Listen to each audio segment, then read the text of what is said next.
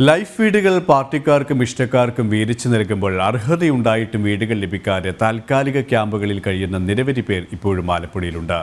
വെള്ളം കയറി വീടുകൾ നശിച്ചപ്പോൾ താൽക്കാലിക താമസത്തിനായി പുറക്കാട് കരിനില വികസന ഏജൻസി ഓഫീസ് കെട്ടിടത്തിൽ വന്നവർ വർഷം 3 കഴിഞ്ഞിട്ടും എങ്ങോട്ട് പോകുമെന്നറിയാതെ അവിടെ തന്നെ തുടരുകയാണ്. വോട്ട് തേടിയെത്തുന്ന രാഷ്ട്രീയക്കാരും സ്ഥാനാർത്ഥികളും കാരണം ഇവരുടെ ദുരിതം.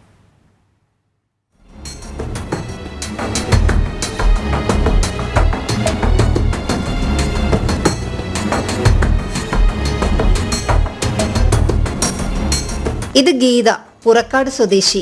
സ്വന്തമായുണ്ടായിരുന്ന വീട് വെള്ളം കയറി നശിച്ചു. അന്നു മുതൽ ഇവിടെയാണ് താമസം.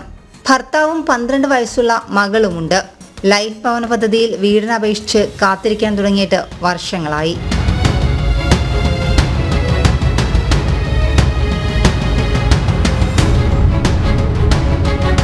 ഞങ്ങളുടെ പേര് പോയതാണ്, ലിസ്റ്റിലുണ്ട്, ഇതുവരെ ആയിട്ടില്ല. 3 വർഷമായി ഇവിടെ വന്ന് താമസിക്കാൻ തുടങ്ങിയിട്ട്. സുരക്ഷിതം എന്ന് വെച്ചാൽ ഇപ്പം നമ്മുടെ ഈ 5-ാം വാർഡ് നമുക്ക് കുഴപ്പമില്ലാത്തതുകൊണ്ട് ഇങ്ങനെ നിൽക്കുന്നു. ഈ ഷട്ടർ അടയ്ക്കാനും തുറക്കാനും ഇച്ചിരി പാടാണ്. പടത മറിച്ച നിൽക്കുന്നത്. ബാക്കി പെരയുടേതൊന്നും ആയാൽ മതിയായിരുന്നു. എത്രയോ പെട്ടെന്ന് ഇവിടെ നിന്ന് മാറണമെന്നുള്ള ചിന്തയില്ല. എന്ന് വെച്ചാൽ ഒരു മോളുള്ളതല്ലേ. പുറക്കാട് പഴയങ്ങാടി കരിനില വികസന ഏജൻസിയുടെ കെട്ടിടത്തിലാണ് 3 കുടുംബങ്ങൾ കഴിയുന്നത്. മുകളിൽ കൃഷി ഓഫീസും താഴെ അംഗനവാടിയും പ്രവർത്തിക്കുന്നുണ്ട്. അതിനിടയിലുള്ള സ്ഥലത്ത് തുണി കൊണ്ട് മറച്ചാണ് ഇവരുടെ താമസം.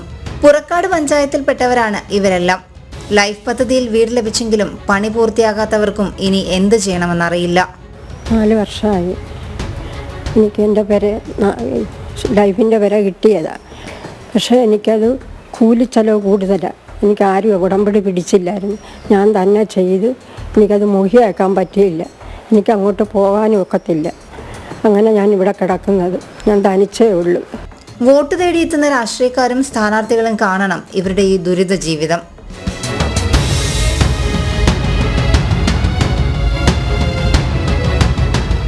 ലൈഫ് അടക്കമുള്ള ഭവന പദ്ധതികളിൽ വേണ്ടപ്പെട്ടവരുടെ പേരുകൾ തിരികെ കയറ്റുമ്പോൾ ഇവരെ പോലുള്ളവരുടെ ദുരിതം കൂടി സർക്കാർ കാണണം, മനസ്സിലാക്കണം. അമ്പലപ്പുഴയിൽ നിന്നും ക്യാമറമാൻ സുമേഷ് പുന്നമടയ്ക്കൊപ്പം നിഷാ ദിലീപ്, ജനം.